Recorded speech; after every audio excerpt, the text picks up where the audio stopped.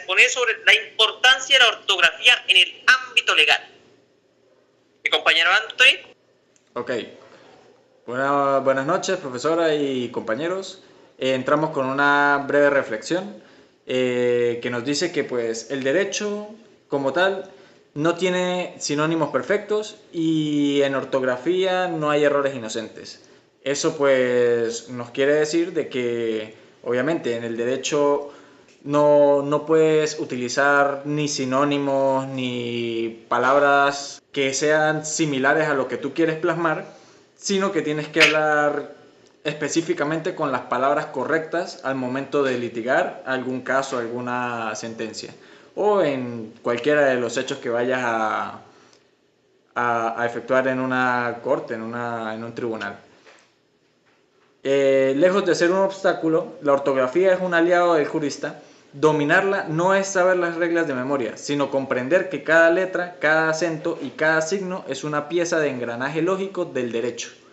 ¿Qué nos puede decir más o menos sobre esa reflexión el compañero? La ortografía del derecho es nuestra arma fundamental para la redacción y el procedimiento jurídico. Un error nos puede desbaratar al completo el caso en el que estemos.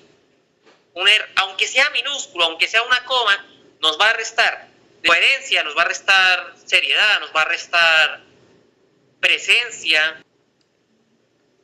Ahí nos vamos a lo siguiente, que vendría siendo la entrevista que le hicimos al doctor... El estimado doctor Alfredo Montes. Exactamente. Bien. El señor Alfredo Montes cuando le preguntamos acerca de si conocía o había habido algún caso en que un signo mal puesto, una palabra ambigua o un error en la redacción haya cambiado el rumbo de un contrato, una sentencia, un litigio o cualquier otro procedimiento. Les comentó por lo siguiente. Cito, abro comillas. Recuerdo un litigio donde una frase mal redactada en un contrato de arrendamiento llevó a una controversia sobre el plazo de duración del mismo. Una parte decía que el contrato se renovaba automáticamente, mientras que la otra alegaba que no había claridad sobre ese punto, debido a la redacción ambigua. Este desacuerdo causó retrasos y gastos adicionales en el proceso judicial. Como vimos, un pequeño error. Bueno, quien dice un pequeño error en el derecho es una vaina garrafal. Sí, claro. Por eso todavía están en procedimiento de esta demanda, están en procedimiento de arreglar el desperfecto que dejó el becario de turno, que no supo redactar esta vaina. Y bien, ¿cómo terminó todo? Procesos, los clientes tuvieron que gastar más dinero, litigios interminables. Litigios interminables, y sabiendo cómo es la cola en el Tribunal de Justicia y todas estas vainas. Imagínense, todavía está en proceso hasta hoy. Claro, ahí es donde se denota mucho más lo que es la importancia de saber redactar con claridad lo expresado en un documento para una institución pública. Sí, y según lo que nos dijo el señor José, esto lleva desde el año pasado. Wow. Para que vean lo que se ha alargado el litigio. Su santa madre. Bueno, ahora sí continuamos. Continuemos. Ok. Siguiendo con los casos externos a la entrevista, tenemos un caso especial sobre la falta de la coma en una situación. En Estados Unidos, una disputa laboral contra la empresa Oakhurst Dairy dependía de una ley estatal sobre el pago de horas extras.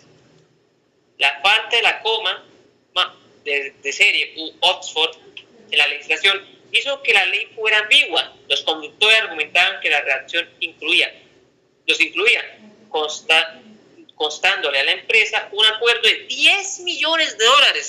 Una migajita, ¿no? Una migajita. Con eso pago matrícula. No, con eso pago mensualidad. Entonces, mi compañero seguirá con el otro caso. Ok. En el siguiente caso externo tenemos el de Nippon Fake, que se refiere a los errores de tipeo en plataformas bursátiles que han llevado a demandas masivas en el año 2005. El banco japonés Mizuho Securities intentó vender una acción por 610.000 yenes.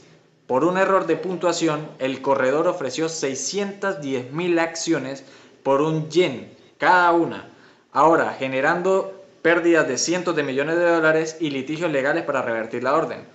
O sea, eso fue realmente un error garrafal. Esperen un momentico. 640.000 yenes a bolívares equivale a 2.259.000. Una marmaja. Poquito. Lo que se gana mi primo vendiendo Bonais. Eso mismo, vendiendo puro Speed y Vive 100.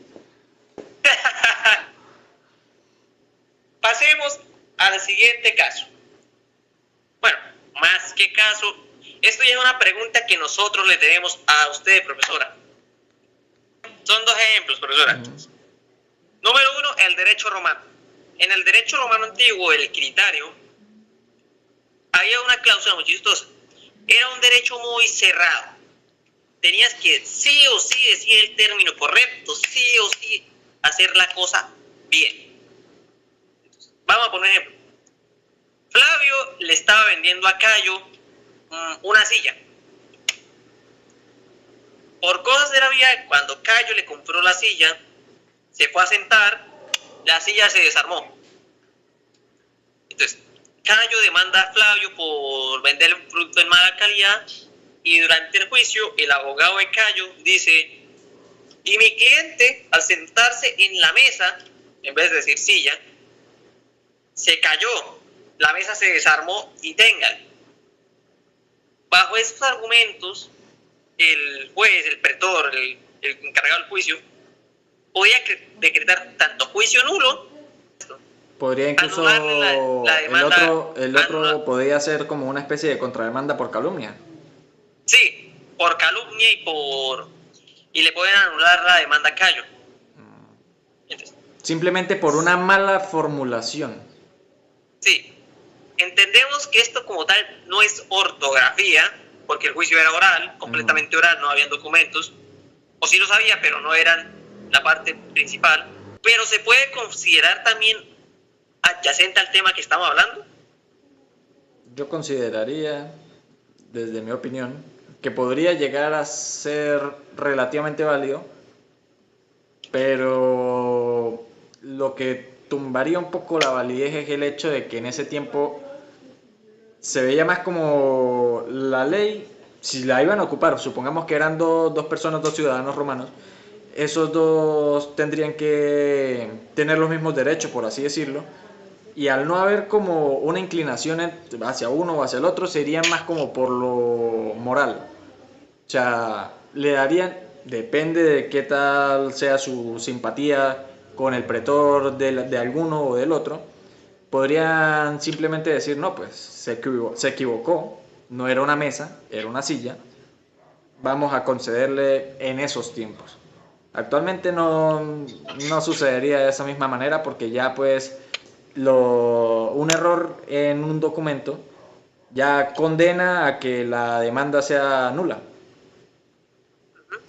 Aunque siempre hay casos en los que el juez perdona si es un error minúsculo. Por ejemplo, escribió mal el apellido del acusado, o la coma no va donde es, el juez puede permitirlo. Claro, puede obviar el pequeño detalle, aunque... El regaño igual se lo lleva el abogado. Sí, exactamente. La humillación en público, diciendo, ya me imagino al juez ahí leyendo el documento diciendo, ¿quién escribió esta babosada? Ok, continuamos. Conclusión. La ortografía en el derecho no es una cuestión de estilo ni de corrección superficial, es un requisito. Cada coma, tilde o mayúscula sostienen el edificio lógico del ordenamiento jurídico, porque en las palabras no describen realidades, las constituyen. Ahora, haciendo un análisis a la propia conclusión, pues nos dice precisamente eso.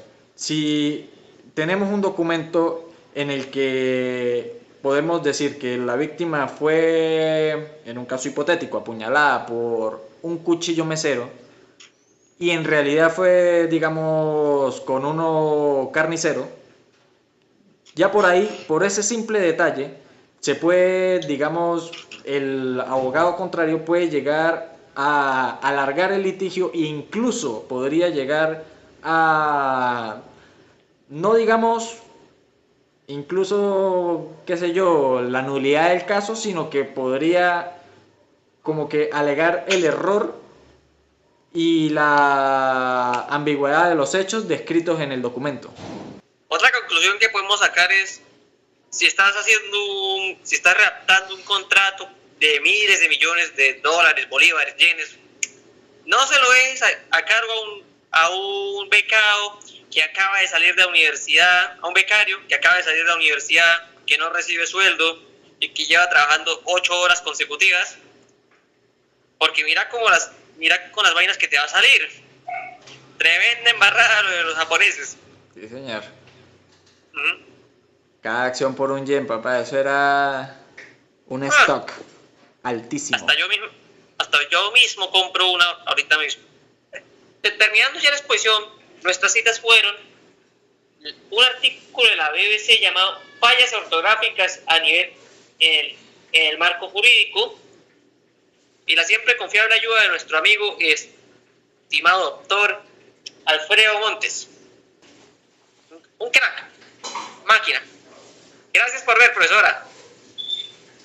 Somos David Hernández y Anthony Jiménez. ¡Firmes por la patria! ¡Firmes por la patria!